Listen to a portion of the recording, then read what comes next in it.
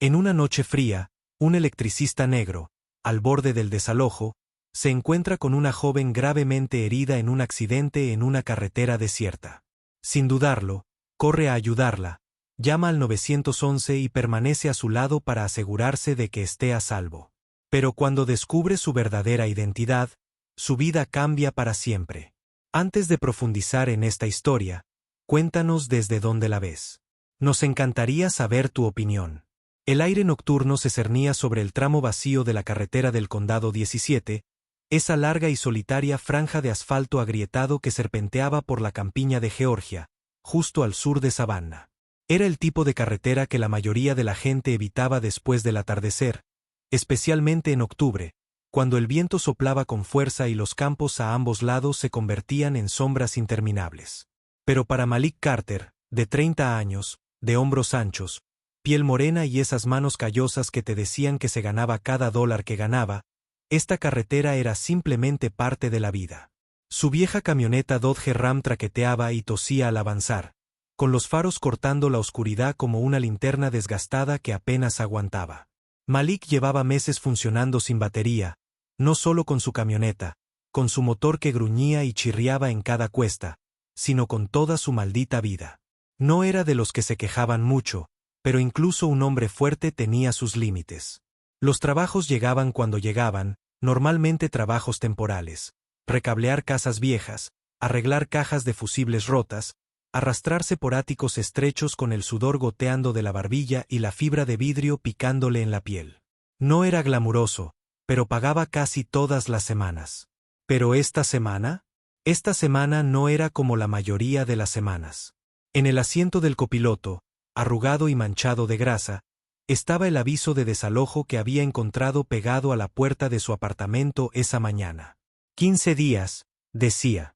15 días para reunir $900 de alquiler atrasado o hacer las maletas e irse. Había hecho los cálculos de 6 maneras diferentes, y por mucho que los manipulara, nunca le salían bien.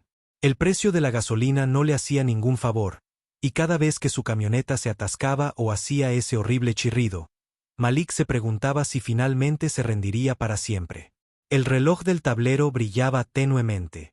Era casi medianoche, y lo único más fuerte que el motor era el latido en su cabeza, ese sordo latido de estrés y agotamiento que se instalaba tras sus ojos. Pensaba en los avisos de las facturas, las llamadas que había estado evitando, la mirada de su casero cuando se cruzaron en el estacionamiento antes. Todo eso le daba vueltas en la mente cansada como una tormenta de la que no podía escapar. Y probablemente por eso casi no lo vio. Justo delante, sus faros iluminaron los restos retorcidos de algo tendido en el arcén de la carretera. El brillo rojizo del metal destrozado y el plástico hecho añicos, pedazos esparcidos por el pavimento como confeti de un desfile cruel. Su cerebro tardó medio segundo en comprenderlo, y cuando lo hizo, pisó a fondo el pedal del freno. El Dodge gruñó en protesta, pero se detuvo de golpe, con el corazón latiéndole con fuerza en el pecho. Malik entrecerró los ojos por el parabrisas, intentando comprender lo que veía. Era una motocicleta, o lo que quedaba de una. La elegante y costosa carrocería estaba hundida, las ruedas torcidas en ángulos imposibles. El chasis se doblaba como si hubiera recibido 12 golpes con un tren de mercancías. El carenado delantero yacía destrozado sobre el asfalto, brillando a los faros como cristales rotos bajo una farola. Pero no fueron los restos lo que le revolvió el estómago a Malik. Fueron las figuras tendidas en la hierba alta, a unos 6 metros de la carretera, inmóviles salvo por una leve subida y bajada de su pecho. «¡Maldición!», Malik murmuró en voz baja, ya agarrando su teléfono mientras abría de golpe la puerta del conductor. Sus botas crujieron sobre el arcén de grava mientras se apresuraba hacia el lugar de los hechos. El aire fresco de la noche le quemaba la piel. La motociclista era joven, no tendría más de 25 años, una mujer con el pelo rubio enredado que se le asomaba por debajo de un casco de moto agrietado. Su chaqueta de moto, de diseñador por lo que parecía, estaba rota y manchada de sangre y tierra. Tenía el rostro pálido, los labios temblorosos, los ojos entreabiertos mientras Malik se arrodillaba a su lado. «Oye, no te muevas», dijo en voz baja pero firme.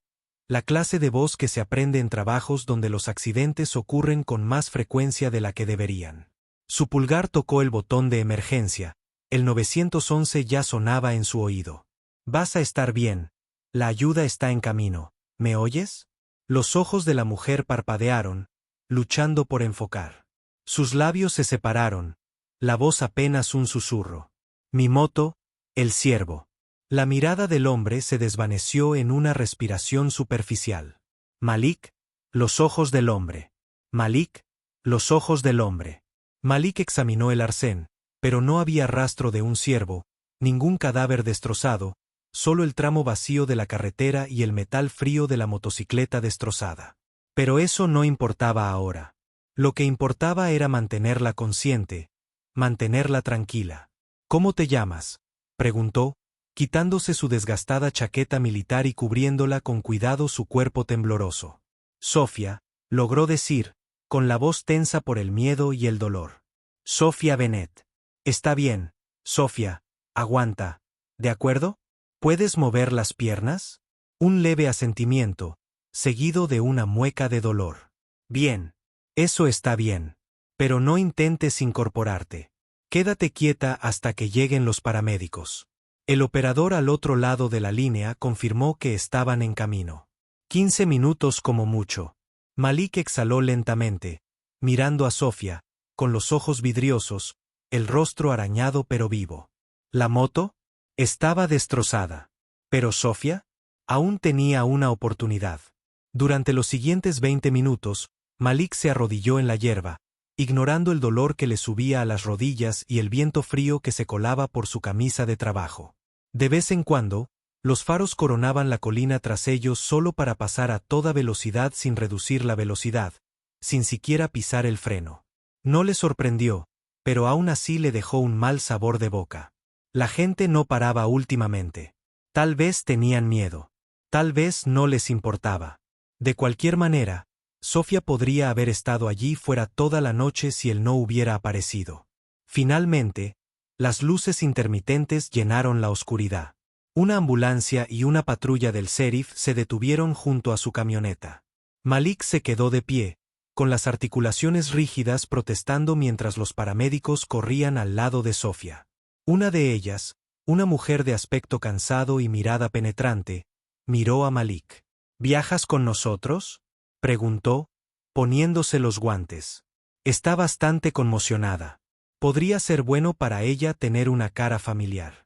Malik dudó, los ojos vagando hacia su camioneta, hacia el reloj que contaba las preciosas horas de sueño que no podía permitirse perder. Pero la mirada en el rostro de Sofía, asustada, vulnerable, colgando de un hilo, hizo que la decisión fuera fácil. Sí, dijo en voz baja. Iré contigo. Y así sin más. La larga, agotadora y ordinaria noche de Malik Carter tomó un giro que nunca vio venir. Uno que lo cambiaría todo. La sala de emergencias del Centro Médico Regional de Savannah era tal como Malik esperaba que fuera a esa hora de la noche.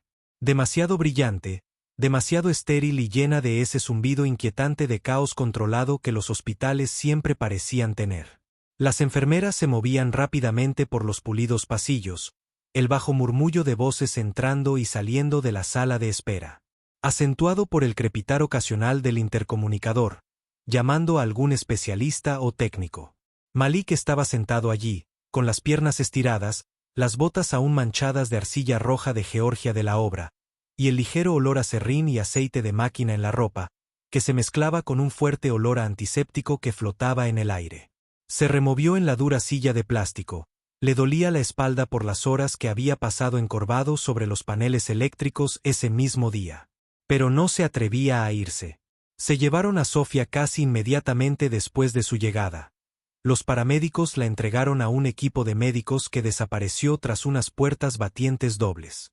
Malik prestó declaración a la enfermera que la atendía, les contó lo ocurrido en la cuneta, cómo la encontró, se quedó con ella y la mantuvo hablando hasta que llegó la ayuda. Después de eso, no le quedó más remedio que sentarse y esperar, que siempre era lo más difícil.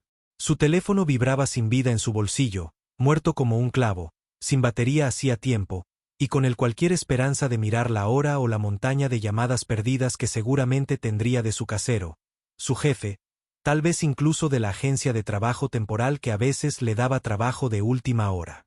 Los minutos transcurrían en un silencio lento y pesado, roto solo por el zumbido de las máquinas expendedoras y la ocasional charla en voz baja del personal de noche. Los ojos de Malik se cerraron más de una vez, el cansancio invadiéndolo como una niebla. Su cabeza se inclinó hacia adelante, la barbilla rozando su pecho. Cuando un ligero toque en su hombro lo despertó sobresaltado, parpadeando contra las intensas luces fluorescentes, levantó la vista para ver a un hombre alto con uniforme médico azul de pie junto a él, con un portapapeles en una mano y la otra descansando despreocupadamente en su bolsillo. «Señor Carter», preguntó el hombre, su voz tranquila, profesional, pero con un hilo de amabilidad entretejido. «Malik Carter, ¿verdad?» Malik se enderezó, pasándose una mano por la cara. «Sí, ese soy yo. Soy el doctor Monroe. ¿Entraste con Sofía Bennett?» Malik asintió, con el corazón latiendo con fuerza en el pecho. «¿Cómo está?» «Se pondrá bien», le aseguró el doctor Monroe con una leve sonrisa. «Tiene una conmoción cerebral leve, algunos moretones feos, algunos rasguños y cortes, pero no tiene huesos rotos ni hemorragias internas. Considerando la forma de esa motocicleta, diría que tuvo mucha suerte». Malik dejó escapar un suspiro que no se había dado cuenta de que había estado conteniendo, sintiendo el alivio como una manta cálida. «¿Puedo verla?» El doctor dudó medio segundo y luego se encogió de hombros ligeramente. «Ha estado preguntando por usted.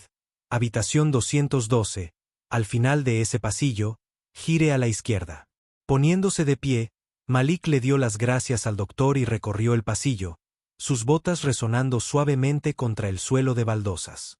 La habitación estaba en silencio cuando entró, tenuemente iluminada, con monitores que pitaban suavemente junto a la cama del hospital.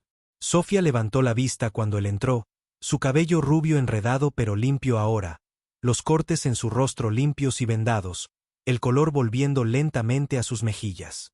Se veía pequeña en esa cama, vulnerable de una manera que tiró inesperadamente del corazón de Malik, como ver un pájaro con un ala rota. En el área de la oficina corporativa. «¿Sigues aquí?», dijo en voz baja, una sonrisa cansada curvando las comisuras de sus labios. «Quería asegurarme de que estabas bien», respondió Malik, acercándose pero manteniendo una distancia respetuosa. «El doctor dice que vivirás». «Apenas». Sofía rió débilmente, luego hizo una mueca cuando el movimiento envió una sacudida de dolor a través de sus costillas. «Podría haber sido mucho peor». Malik asintió, su mirada vagando hacia la vía intravenosa en su brazo, los tenues moretones morados en su piel. «Sí, podría haber sido». Hubo una pausa, cómoda en su silencio, antes de que los ojos de Sofía encontraran los suyos de nuevo.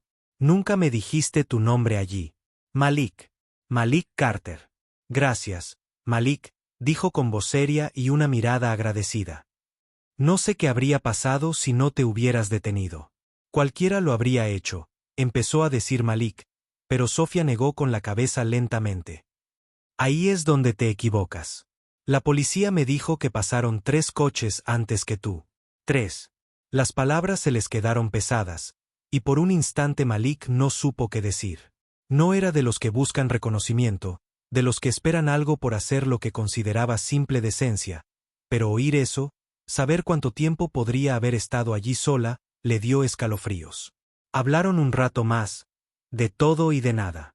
Malik le contó de su trabajo, de los trabajos de electricidad, del ajetreo constante para pagar las facturas. Sofía fue vaga sobre el suyo, mencionando solo que ayudaba con el negocio familiar, con un tono ligero pero evasivo que le indicó a Malik que no era una oficinista cualquiera. Pero no insistió. No le correspondía. Finalmente, una enfermera entró para revisarle los signos vitales, recordándole a Malik que el horario de visita había terminado. Se puso de pie, dándole a Sofía una pequeña sonrisa cansada. «Descansa un poco ahora. Estarás de nuevo en pie en un santiamén». Sofía le devolvió la sonrisa, con los ojos arrugados en las comisuras. «Eso espero».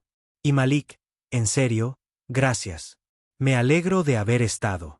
Estuvo en el lugar correcto en el momento correcto, respondió, inclinando un sombrero invisible mientras se dirigía a la puerta. Salió del hospital poco después de la medianoche. El aire fresco de la noche lo envolvió mientras volvía a subir a su destartalada camioneta. El motor gruñó en protesta, pero arrancó. Los faros parpadearon al encenderse mientras entraba en la tranquila carretera. El viaje a casa se sintió más largo de lo habitual. La adrenalina desapareció, reemplazada por un agotamiento profundo y el familiar zumbido de la preocupación volviendo sigilosamente. El alquiler, las facturas, el lugar de trabajo que lo esperaba al amanecer en punto. Lo que no sabía mientras conducía por aquellas calles oscuras, viendo cómo el mundo se difuminaba tras su ventanilla, era que parar a ayudar a Sofía Bennett no era solo un desvío en una mala noche. Era el principio de algo que le daría un vuelco a la vida. La mañana siguiente empezó como Malik debería haber esperado, considerando el estado en que se encontraba su vida últimamente.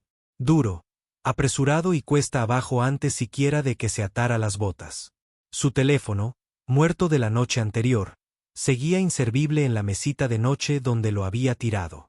Para cuando entreabrió un ojo y se dio cuenta de que la tenue luz de la mañana que se colaba por las persianas no era un sueño, ya eran las 6:42 am.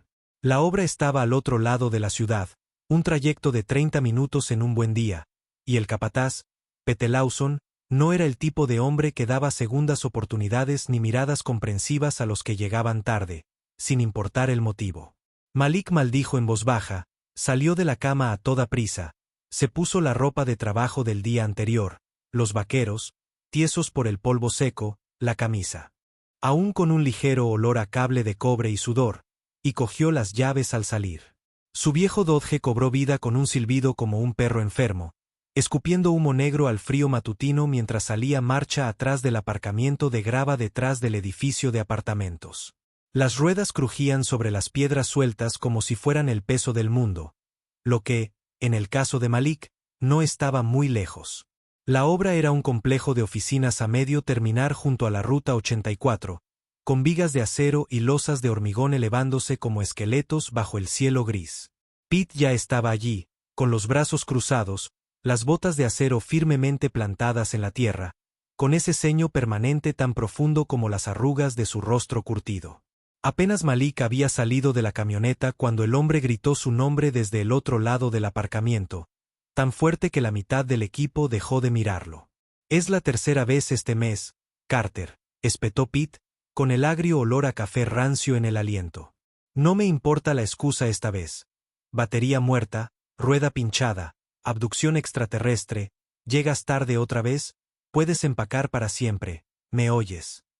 Malik abrió la boca para explicar, para decir algo sobre el hospital, el accidente, pero las palabras sonaron a medio camino entre el orgullo y el cansancio. A Pete no le importaría. Así no funcionaban los hombres como Pete. El trabajo era trabajo y todo lo demás era ruido. «Lo tengo, jefe», murmuró Malik, ya cogiendo su cinturón de herramientas de la caja de la camioneta, con los hombros encorvados y la cabeza gacha. El resto del día transcurrió lentamente entre una nube de sudor, músculos doloridos y astillas, arrastrando carretes de cable por piso sin terminar, arrastrándose entre vigas polvorientas e intentando no pensar en lo cerca que estaba de perder lo único que lo separaba de dormir en su vieja camioneta. Le gritaba la espalda, le dolían las rodillas, pero lo que más le carcomía era el temor silencioso de saber que el alquiler seguía vencido. El aviso de desalojo aún esperaba como una nube de tormenta en su guantera y ninguna cantidad de horas extras acarreando cables iba a hacer que los números cuadraran mágicamente. Para cuando el sol se ocultaba tras la línea de árboles, proyectando largas sombras sobre la estructura de la obra, Malik sentía las extremidades como plomo. La camisa se le pegaba a la piel, empapada por el trabajo del día, y cada paso de vuelta a la camioneta se sentía más pesado que el anterior. El viaje a casa fue un borrón. Las mismas carreteras secundarias a través de sabana, las mismas farolas parpadeantes, los mismos pensamientos inquietantes arañando los bordes de su mente, hasta que finalmente llegó al estacionamiento del complejo de apartamentos y algo no iba bien. Al principio pensó que tal vez el cansancio le estaba jugando una mala pasada, pero al bajar de la camioneta, el nudo en el estómago se le hizo más fuerte. Su lugar, el mismo en el que había estacionado todos los días durante los últimos 2 años, estaba vacío. Su camioneta no estaba allí. Miró a su alrededor, con el corazón en un vuelco, pero no tenía sentido. Acababa de llegar allí. Estaba de pie junto a ella. Pero eso no era todo. Mientras subía las escaleras de cemento hacia su apartamento, llave en mano, esa misma sensación desagradable le envolvía el pecho como un torno. La llave no giraba. Lo intentó de nuevo, moviéndola, comprobando el número de la puerta como si tal vez por algún milagro se hubiera equivocado de apartamento. Pero no, misma puerta, misma llave. Excepto que la cerradura estaba cambiada. Confundido y frustrado hirviendo en su pecho, Mollik golpeó, tan fuerte que hizo vibrar el marco. No hubo respuesta. Las persianas estaban cerradas, las ventanas oscuras, y cuando ahuecó las manos para mirar a través del cristal, lo poco que pudo ver le hizo jadear. El apartamento estaba vacío. Desnudo. Sin sofá, sin lámpara, sin la mesita de café destartalada que había comprado en una venta de garaje hacía 2 años. Desaparecido. Disculpe, ¿es usted el señor Malik Carter? La voz lo sobresaltó, baja pero educada, viniendo del pasillo detrás de él. Malik se giró y vio a una mujer allí de pie, de unos 40 y tantos años, vestida como si perteneciera a un rascacielos del centro, no a este destartalado complejo de apartamentos con aceras agrietadas y pintura descascarada. Llevaba un maletín delgado en una mano, una chaqueta pulcramente planchada abotonada sobre una blusa azul claro, y sus tacones repiqueteaban suavemente contra el hormigón. Sí, dijo Malik lentamente, con el pulso acelerado y los ojos entrecerrados con recelo. ¿Quién pregunta? Me llamo Patricia Walls, respondió, abriendo una elegante carpeta de cuero y sacando una tarjeta de visita con la naturalidad de alguien acostumbrado a este tipo de conversaciones. Represento a Bennett Holdings. Al principio, el nombre no le decía nada a Malik. Solo era otra empresa, probablemente enredada en el interminable trajín de caseros, administradores de fincas y promotores inmobiliarios que hacían circular este complejo como si fuera una moneda de mal gusto. Apretó la mandíbula. Si se trata del alquiler, yo. Patricia levantó una mano, con expresión paciente, profesional, pero no cruel. Señor Carter, esto no es lo que piensa. ¿Podríamos hablar en un lugar privado? Malik miró a su alrededor. El terreno baldío y los edificios de estuco descascarillado ofrecían poca privacidad. Señora, esto es lo más privado que se puede ser. ¿Le importaría decirme por qué no puedo entrar a mi casa y dónde demonios se ha metido mi camioneta? Una pequeña sonrisa se dibujó en el rostro de Patricia, y por primera vez Malik notó un leve atisbo de diversión. No crueldad, sino como si ella supiera algo que él desconocía. Como si estuviera contando la verdad a un chiste que él aún no había entendido. Señor Carter, dijo, metiendo la mano en su maletín y sacando un pequeño y pulido juego de llave sujeto a un llavero de cuero junto con un sobremanila lleno de documentos. No lo han desalojado, todo lo contrario, de hecho. Malik la miró como si acabara de empezar a hablar en otro idioma. ¿Cómo dice? Su contrato de arrendamiento ha sido rescindido, sí, pero no porque la hayan desalojado, explicó Patricia, ofreciéndole las llaves. Porque lo han comprado, junto con todo lo que había en ese apartamento, que ha sido cuidadosamente embalado y trasladado a su nueva residencia. ¿Mi nueva residencia? La sonrisa de Patricia se ensanchó levemente. Felicidades, señor Carter. Es propietario.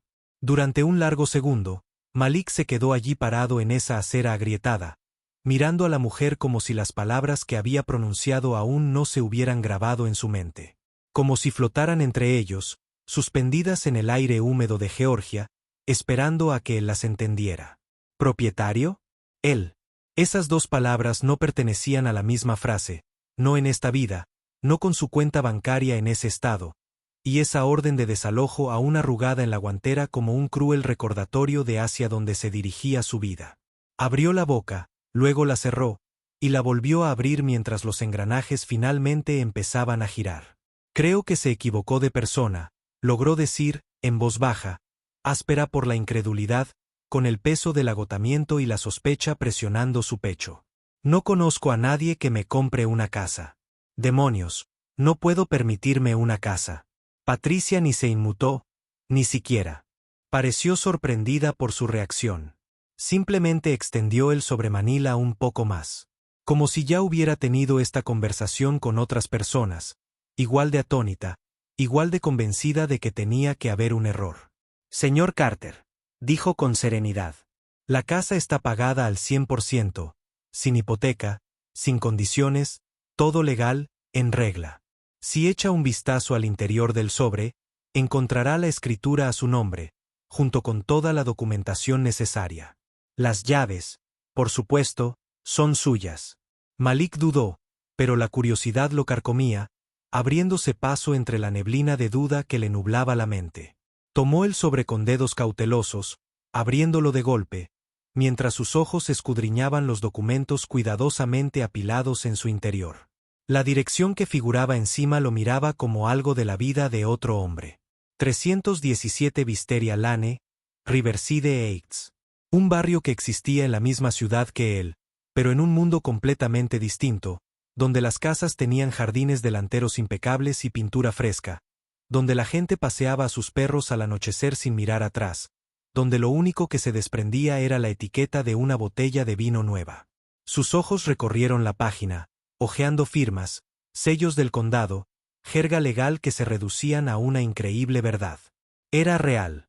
Y su camioneta, añadió Patricia con indiferencia, como si estuviera recitando el tiempo, fue recogida esta mañana por nuestros mecánicos. Ha sido revisada a fondo, limpiada y entregada en su nuevo hogar. Nuestros transportistas recibieron instrucciones de transportar sus pertenencias allí esta tarde. Malik levantó la cabeza de golpe, entrecerrando los ojos. ¿Tocaste mi camioneta? Los labios de Patricia se crisparon, con una leve sonrisa burlona en su rostro. Solo para arreglar lo que necesitaba arreglo. Cambio de transmisión, cambio de aceite, neumáticos nuevos. Créame, señor Carter, conducirá mejor que el día que la compró. ¿Pero por qué? Las palabras se le escaparon antes de que pudiera detenerlas, cargadas de confusión, retorciéndose en sus entrañas. Nada de esto tiene sentido. ¿Quién haría todo esto? La mirada de Patricia se suavizó, su profesionalismo practicado se relajó por un instante mientras inclinaba la cabeza, observándolo como si ya conociera la tormenta de preguntas que le rondaban la cabeza. ¿Por qué, señor Carter?, dijo con suavidad, usted se detuvo cuando nadie más lo hizo. Usted se quedó. Se aseguró de que Sofía estuviera a salvo cuando tenía todas las razones para seguir conduciendo, para hacer la vista gorda. Su padre quería agradecerle, como es debido. El corazón de Malik dio un vuelco al mencionar a Sofía. El accidente. El hospital. Ese miedo silencioso en sus ojos mientras la subían a la camilla. No había pensado más allá de esa noche. No había esperado nada. Nunca imaginó que la chica que yacía magullada y rota en esa cama de hospital pertenecía a la familia Bennett. Los mismos Bennett estampados en vallas publicitarias y letreros de bienes raíces por toda la ciudad. Los mismos Bennett, dueños de la mitad de las urbanizaciones que se alzaban sobre el centro, como el dueño del «Si estás dispuesto». Sin compromiso, por supuesto. Las palabras se quedaron entre ellos, silenciosas y pesadas, como el aire húmedo que aprieta el aparcamiento. Malik se quedó mirando la tarjeta un instante, recorriendo los bordes con los dedos, mientras sus pensamientos se perdían en la ventana. Desatados, enredados entre la sospecha, el asombro y una creciente sensación de asombro surrealista. Una casa de verdad. No un apartamento destartalado con paredes finas como el papel y cerraduras rotas. No una camioneta oxidada en las últimas. Por primera vez bueno, quizá toda su vida. Sentía que el suelo no se movía bajo sus pies. Como si tal vez, solo tal vez, todas las noches sobreviviendo, todas las veces que hizo lo correcto sin obtener nada a cambio, finalmente lo hubieran llevado a un lugar seguro. Guardó la tarjeta en el bolsillo, las llaves, pesadas y frías en la mano. El sobremanila bajo el brazo, como el comienzo de un nuevo capítulo que nunca vio venir. De acuerdo, dijo finalmente, en voz baja pero firme, con una leve sonrisa en la comisura de los labios a su pesar. Creo que será mejor que vaya a ver mi nueva casa. Ya era de noche cuando Malik condujo su camioneta recién detallada por las tranquilas calles arboladas de Riverside Heights, con los faros deslizándose sobre céspedes bien cuidados, cercas blancas y porches delanteros adornados con suaves luces doradas como si fueran portadas de revista. Era el tipo de barrio por el que Malik solía pasar de camino a trabajos baratos de electricidad. El tipo de lugar en el que nunca se atrevía a detenerse porque la gente de por aquí observaba a un hombre como él con demasiada atención, preguntándose si encajaba allí. Pero esa noche, por primera vez, esas miradas cautelosas fueron reemplazadas por algo completamente distinto. Un número de bronce en un buzón recién pintado y una escritura con su nombre impreso, claro como la muerte. Celebrad 3 en el 17 de Wisteria Lane. Su casa.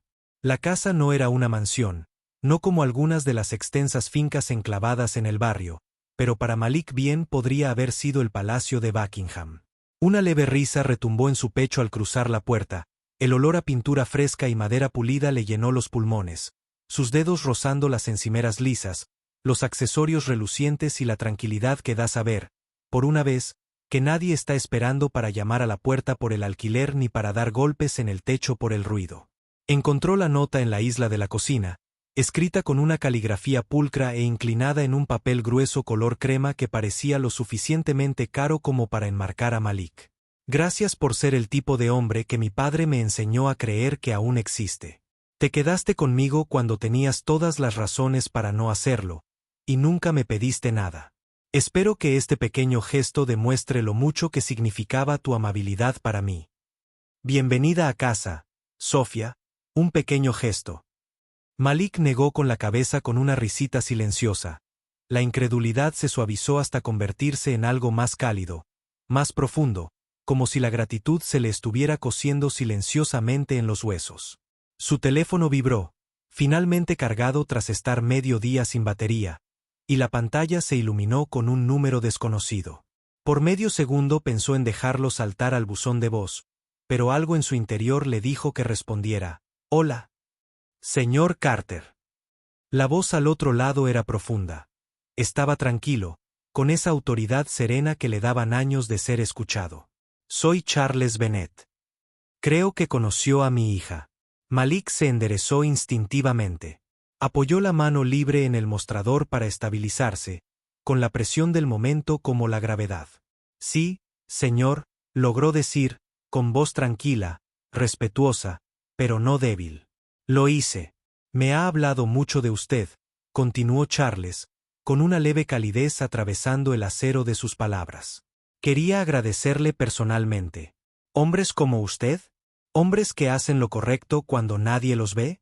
Son difíciles de encontrar». Malik se aclaró la garganta, apretando ligeramente los dedos en el borde del mostrador. «No hice nada especial, señor, simplemente me detuve».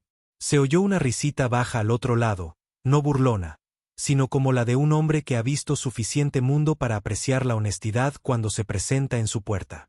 «Ahí es donde te equivocas, hijo. Hiciste exactamente lo que la mayoría de la gente no haría.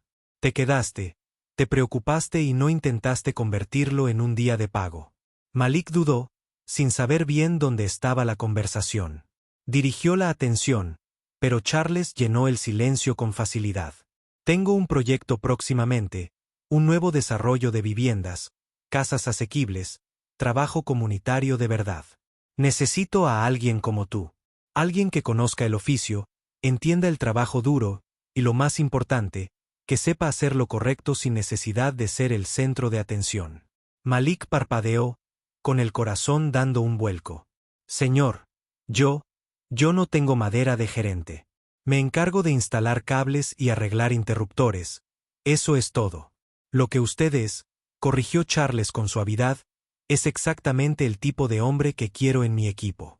El tipo que aparece, hace lo necesario y no espera aplausos. Podemos enseñarte el resto». La oferta permaneció allí, tranquila y firme, tan real como las llaves que aún pesaban en el bolsillo de Malik y la escritura sobre su mostrador. Por primera vez en años, quizá en toda su vida, el suelo bajo sus pies no se sentía tan inestable. Más tarde esa noche, Mucho después de que terminara la llamada y el zumbido de incredulidad finalmente se convirtiera en algo cercano a la esperanza, Malik estaba de pie en el porche trasero. Una cerveza fría. Sudando en su mano, el cálido aire de Georgia lo envolvía como una silenciosa promesa de días mejores. La casa estaba en silencio. Su casa. Y por primera vez en mucho tiempo creyó que realmente podría pertenecer a ella. Su teléfono vibró de nuevo. Un mensaje de un número desconocido. Hola, soy Sofía. Papá me dijo que te ofreció un trabajo. Deberías aceptarlo. La empresa necesita más gente buena como tú. PD, la moto nueva es genial. Esta vez voy por las carreteras principales. Malik sonrió, esa clase de sonrisa tranquila y relajada que se instala en el pecho de un hombre cuando el peso del mundo finalmente cede, aunque sea un poco. Sus pulgares se posaron sobre las teclas un momento antes de volver a escribir. Me alegra que estés bien. Y sí, creo que lo estaré. A veces, pensó Malik mientras observaba las estrellas extenderse por el cielo nocturno, todo lo que se necesita para cambiar tu vida es un momento, una simple decisión. Parar, ayudar, preocuparse. Y cuando lo haces, a veces el mundo finalmente lo nota. Únete a nosotros para compartir historias significativas. Presionando los botones me gusta y suscribirse. No olvides activar la campana de notificaciones para comenzar tu día con lecciones profundas y empatía sincera.